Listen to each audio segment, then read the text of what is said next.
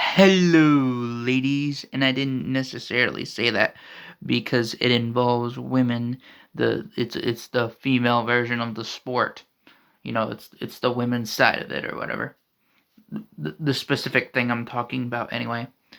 I just thought maybe I should start doing this as an intro because it's an actual saying. Hey, ladies, is a sport reference, not necessarily just saying like women, but it's like just like as more of a joke thing. And if you're really into sports, or if you had a very grumpy gym teacher, you know what I'm talking about. Well, if you don't, the whole joke is calling everybody ladies as like a whole bunch of, like, for example, a whole bunch of men being called ladies because they really suck at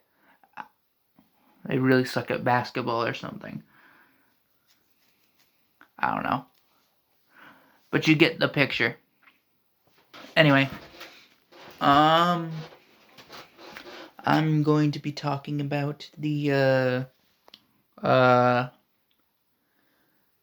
U.S. women's team against not U.S.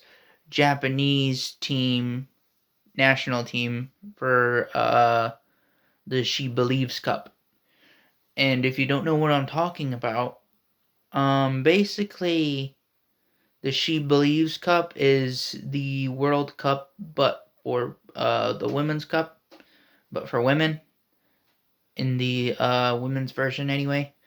And they have it usually the year before the Men's Cup because, you know, people kind of take a 2-year stance when it comes to the World Cup of whoever wins that particular year, and it gets like outmatched, and so they put the Women's World Cup to get people hyped up about it for the sport in general. But it's not to say like they hate it or something. It's just so that way the women's side can actually have their cup or whatever. Well, anyway, they call it the She Believes Cup instead of the World Cup, because if they called it the World Cup, people would be confused, because when most people think of the World Cup, at least in this era, they think of the Men's World Cup, and then there's the Women's World Cup, but they call it, like again I say She Believes because, well, that's how they separate it.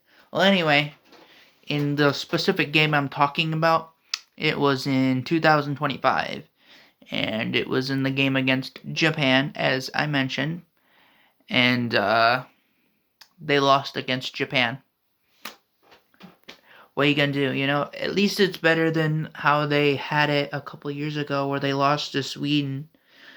I remember when they lost to Sweden, it was a big deal, especially because they had a certain player, if you know what I mean, in it at the time.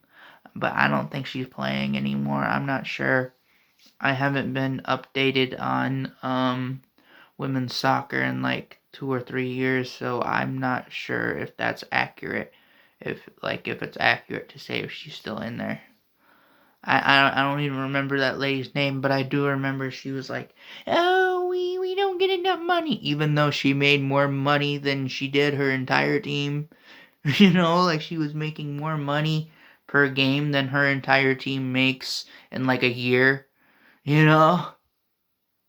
Like, why are you the one complaining? Like, you're the star player and you're complaining that you're not making enough money. Like, lady, we don't really care. Okay? Ma'am, like, you gotta understand. If you're making a lot of money, when it comes to sports, you shouldn't be complaining. For one obvious reason. Because if you get a lot of money, that's how you get your money. Like, if you are in a sport and you have a lot of money, you're in a lot of money because you're in that sport. And so you shouldn't really be complaining, but she did. And because of this, the USA women's team has how should I say, a bad reputation in the world because of it. But it's not the end of the world, I guess you could say. But yeah, there's nothing too much I can really say for this game other than, yeah, it was a little bit harsh, but they did win a little bit, but it was 2-1, so it was not by much. Anyways, yeah, I don't have much to say either than